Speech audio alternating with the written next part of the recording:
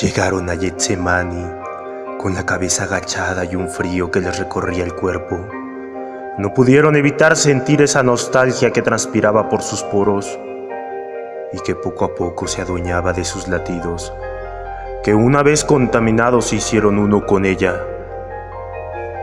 Tal es la densidad de una creencia que hace sólida la realidad dependiendo cómo la vivimos, infundiendo en la conciencia pensamientos y sentimientos como una mera interpretación de la misma. Entonces en ese momento se puede decir que nos hemos hecho uno con lo que vivimos.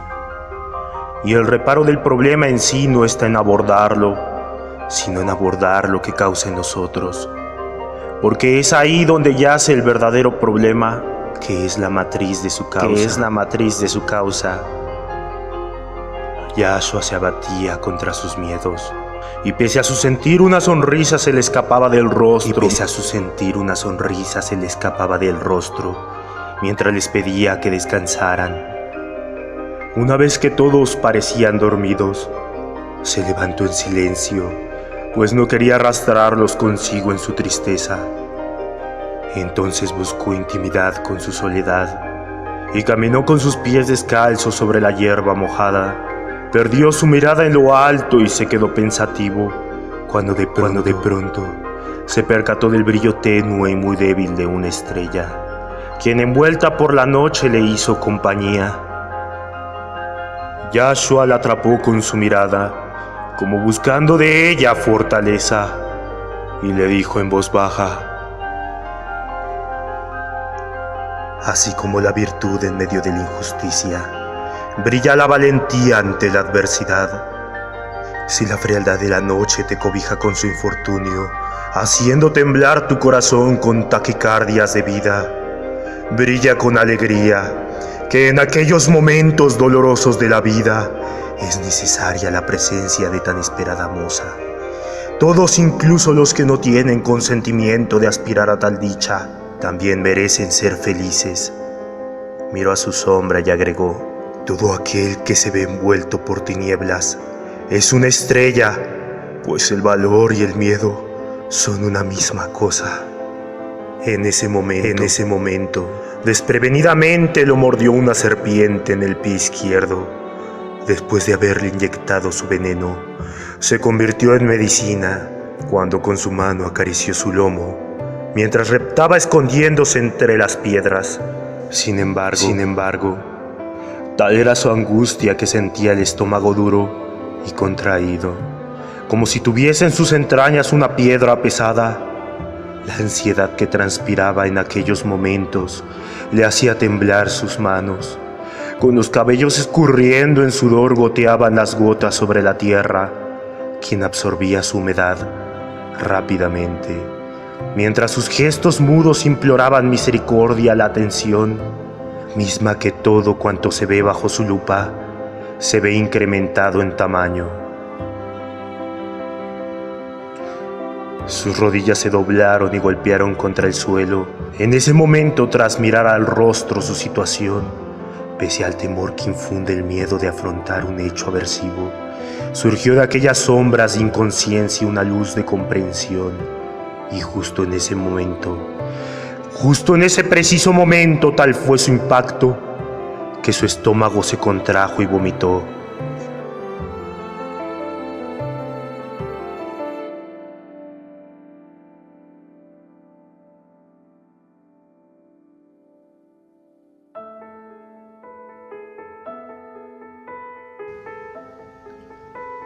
Una mano desconocida lo jaló de sus ropas. Al voltear a su costado vio que era un niño. «¿Quién eres tú?», exclamó empalidecido. «Soy la fuerza de tu corazón», dijo y continuó. «El lenguaje vivo que trasciende las palabras, el entendimiento y la razón, como una necesidad superior, para ungir con su pureza la cobardía de la ignorancia, para saciar el ímpetu infatigable de la búsqueda de la libertad, haciendo asequibles las prerrogativas del descanso.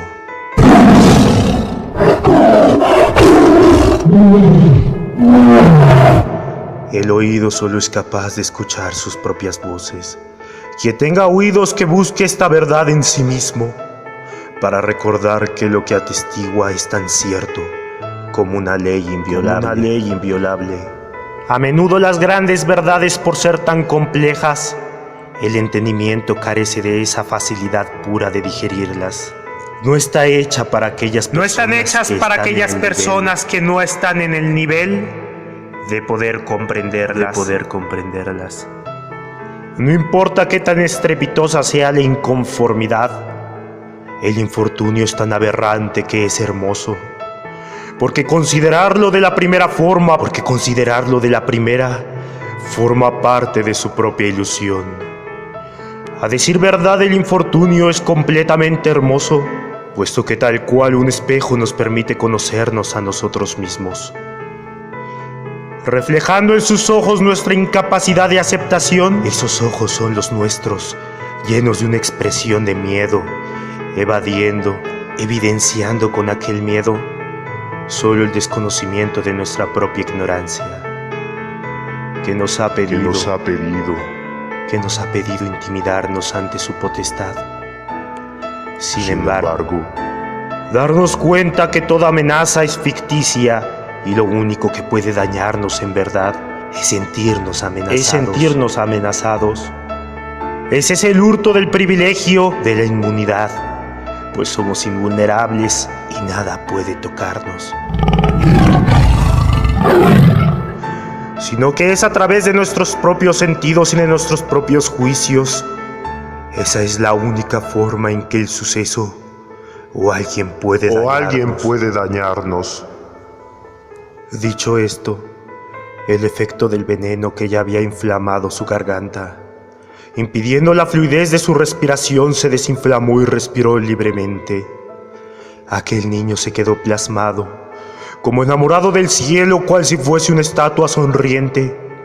El brillo de sus ojos alumbraba como si fuese de día, viendo a su madre la noche, quien cobijaba su pobreza con sus atuendos finos de bellas perlas.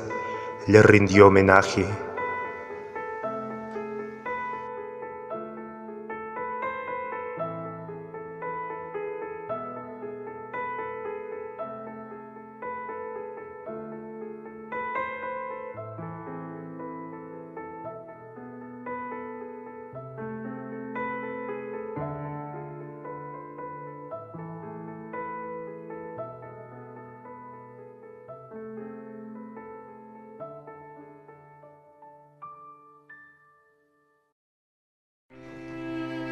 Oh noche de estrellas brillantes, que cual si fuesen velas alumbrando tu faz con sus caricias, como recordándote que eres algo más que su madre, eres su hogar, eres su vida.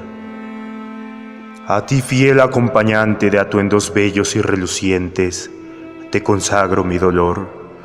Tras este miedo inocente que abraza cual si fuese un sol con una luz de esperanza, aquieta mi alebrestado corazón para ser como las brasas que mueren ardientes mostrando su sangre, para brillar como una y mil estrellas, alumbrando con su gran amor a todo aquel que de ellas espera, para recobrar de la luminosidad el tenue brillo de sus ojos, mirando el altar de las mil maravillas, que es la vida, así como aquel que atraviesa la línea de los designios incorruptibles de su autoridad, para ser en este valle algo más que un caminante, el fiel amante de su vida.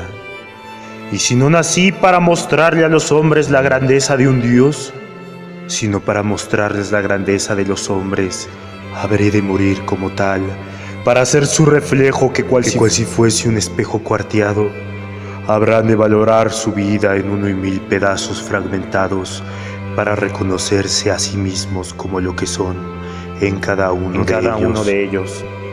Abrazando las molestias del enfermo, habrán de valorar su salud.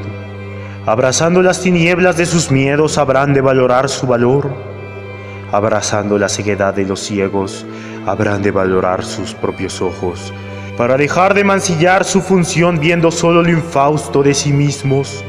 y puedan ver todo lo maravilloso y valioso que les rodea, para sonreír pacientes ante el estruendo que anuncia la tormenta, y bendecirán a Dios por hacer caer la lluvia sobre ellos, pues en su humedad habrán de germinar y crecer como mil flores sobre la faz de la tierra, para ser algo más que simples semillas que guardan un fruto en esa pequeña coraza que aclama ser compartido. Abrazarán la frialdad de su enemigo para calentarla con su calidez de amor, como quien carga entre sus brazos a un niño. Abrazarán el reflejo del espejo viviente para darle el abrazo a aquel que yace tras del sol y que no puede verse, porque en verdad te digo, si hay algún secreto que debe ser develado, es que tras su mirada, aquel que ve es un Dios llamado hombre, que ha venido a reconocerse a sí mismo. En ese momento pasó una estrella fugaz, que condujo su mirada hacia el pérfido de Yehudá, quien venía con su gente para entregarlo a los tribunales. Y no esperó más y se aproximó ante quienes se aproximaban con antorchas flameantes que no alumbraban, porque de la ira y la animalidad no hay luz que alumbre el entendimiento humano. Y con una sonrisa se alebrestó abrazando a Yehudá y le dijo: gracias por mostrarme mi divinidad, como aquella estrella a quien le fue conferida la noche. Gracias por ser algo más que mis miedos, también mi valor y también la fe que me tengo a mí mismo. Gracias y 3 veces gracias por llegar a mí cual si fueses un niño para que yo te enseñara a caminar por los valles sombríos y pudiese sembrar en ti la palabra que profiere del mañana. Cuando un nuevo sol yazca en el firmamento, habrá acabado esta noche, que también es hermosa. Dicho esto, Yahshua le dio un beso en la mejilla a Yehudá, y con una mirada tierna que se desprendía le arrancaron de su vista, mientras lo jalaron de las ropas para llevárselo.